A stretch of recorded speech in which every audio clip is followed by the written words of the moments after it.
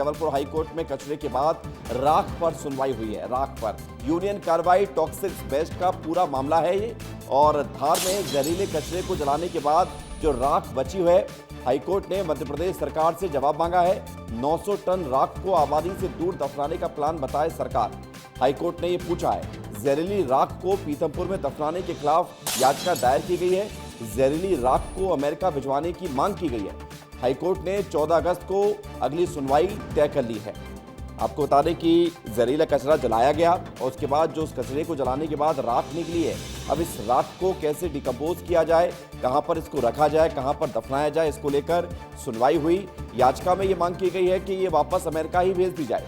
हालांकि सरकार से कोर्ट ने पूछा है कि क्या प्लान है आपके पास, बताइए इस राख को आप किस तरह से खत्म करेंगे। ये टॉक्सिक वेस्ट है, यानी कि ये जहरीला कचरा जिसको जलाया गया तो राख बनती है, और राख को लेकर अब प्लानिंग क्या है इसको लेकर पूछा गया है। 900 टन राख है, आप ये समझिए 900 टन, और इतनी बड़ी मात्रा में राख का निस्तारण कैसे करना है, इसको लेकर हाईकोर्ट ने सरकार से प्लानिंग पूछी है।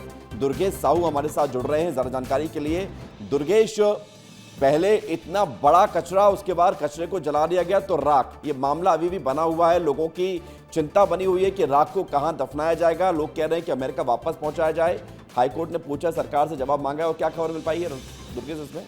बिल्कुल बिल्कुल विवेक, देखिए पहले कचरा और उसके बाद कचरे की राख, दोनों ही जनता और प्रशासन के सरकार को लेकर जो है चुनौती बना हुआ है। अब इस मामले को लेकर हाईकोर्ट में एक याचिका दायर की गई है जिसमें राख के विनष्टीकरण का मामला उठाया गया है, जिसमें सरकार से हाईकोर्ट ने पूछा है कि अब आप ये बताएं कि इस राख के विनष्टीकरण के लिए सरकार के पास क्या प्लान है। 14 अगस्त को इसकी सुनवाई होगी।